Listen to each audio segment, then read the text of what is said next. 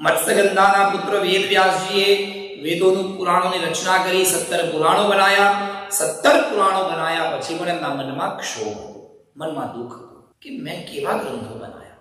જુગુપ્સત ધર્મનું વર્ણન કર્યું, ક્યાંક સારું લખ્યું તો ક્યાંક ખોટું લખ્યું, ક્યાંક નારાયણનું મેં બહુ મહત્તા ગાઈ, તો ક્યાંય દેવીની મહત્તા, ક્યાંય ગણેશની મહત્તા. અને દરેક સ્તોત્રમાં એકની એક વાત આપ બોલો જશે. તમે ગણપતિ થરવસે બોલો તેમાં એમ જ આવે તમ બ્રહ્મા, તમ વિષ્ણુ, તમ રુદ્ર, તમ ઇન્દ્ર. હે ગણપતિ, તમે બ્રહ્મા છો, તમે વિષ્ણુ છો, તમે રુદ્ર છો. તમે દેવી અથર્વશીર્ષમાં છો, તેમાં એવું આવે તમ અજા, એકેવ અજા, તમ વિશ્વરૂપિણી. તમારા દ્વારા જ આ જગતની રચના થઈ છે. અમારા ત્યાં ભૈયા દેવી માટે જેવું લખવામાં આવ્યું લલિતા સહસ્રનામ સ્તોત્રમાં, કરાંગુલી નખોત્પન્ન નારાયણ દશાકૃતિ. દેવીના એક નખમાંથી નારાયણ 10 આકૃતિઓનો જન્મ થયો. દેવીના નખમાંથી નારાયણ પ્રગટ થયા એવું લખ્યું છે. અને આ જ વાત તમારે આનના ગરબામાં લખ્યું, મચ્છ કચ્છ વારા નૃષિ વામન ધૈમાં એક અવતારો તારા તે તુજ મહિમા. પરશુરામ શ્રી રામ રામ વળી પર જેમાં બુદ્ધ કલંકી નામ દશવિધ ધારી દેમાં. હવે માનવું શું? નારાયણમાંથી નારાયણી થયા કે નારાયણીમાંથી નારાયણ થયા? વેદવ્યાસજીના આ બધા જ મનમાં ક્ષોભ. એક દિવસ એવું બન્યું કે વેદવ્યાસજી ઝાડ નીચે બેઠા હતા, ઉદાસ હતા. વર્તા વર્તા પ્રભુ નારદજી નારાયણ નારાયણ કરતા આયા. નારદજીને આવતા જોયા એટલે વેદવ્યાસજી ઊભા થયા, સન્માન કર્યું, સ્વાગત કર્યું, બેસાડ્યા, એમના ચરણ ધોયા, એમને આસન આપ્યું, પગે લાગ્યા. ચહેરો જોઈને ખબર પડી જાય કે માણસ ઉદાસ છે. અમારા શાસ્ત્રમાં લખ્યું છે, આકારી ઇંગિતેર્ગત્યા ચેષ્ટયા ભાષણેન ચ નેત્ર વક્ર વિકારેશ્ચ ન્યાયતે અંતર્ગતમ મનઃ. માણસના મનમાં શું હોય એના ચહેરા પર ખબર પડે, એની આંખોમાંથી, એના બોલવા પર, એના ચાલવાની ગતિ પરથી ખબર પડે આ માણસ કેટલો ચોખ્ખો છે.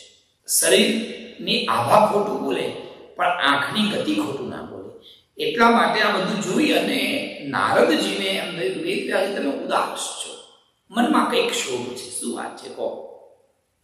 એટલે વેદવ્યાસજીએ કીધું કે બધું બરાબર છે પણ મનમાં સંતોષ નથી. આટલું બધું ભણ્યા પછી, આટલું બધું કર્યા પછી, આટલા પુરાણો લખ્યા પછી પણ મને મનમાં સંતોષ નથી. એવું કંઈક કહો કે જેથી મારું મન શાંત થાય. સતત મારું મન વિચાર કર્યા કરે, સાચું શું, સતત મન મારું ભટક્યા કરે છે. એવું કંઈક તત્વ બતાવો કે જે તત્વ પાસે જઈને મારું મન ઠરી જાય, ત્યાં જઈને મને કોઈ મનમાં પ્રશ્ન જ ના રહે. એવું કંઈક તત્વ બતાવો.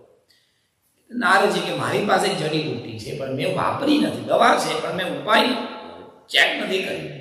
તો કે તમારી પાસે દવા આવી ક્યાંથી?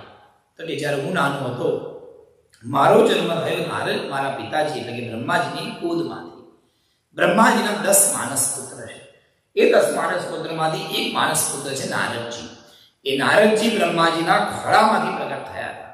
એટલે નારદજીએ કીધું કે હું મારા પિતાજીના ખોળામાંથી જ્યારે પ્રગટ થયો એ વખતે જન્મતાની સાથે લોકો રડે, હું રડ્યો નહીં, હું નારાયણ નારાયણ એવું બોલ્યો.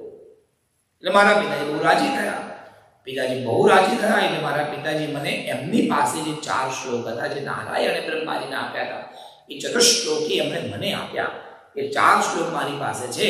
અને મારા પિતાજી એવું કીધું હતું, જીવનમાં જ્યારે પણ તકલીફ પડે ત્યારે તમારે આ 4 શ્લોક બોલવાના.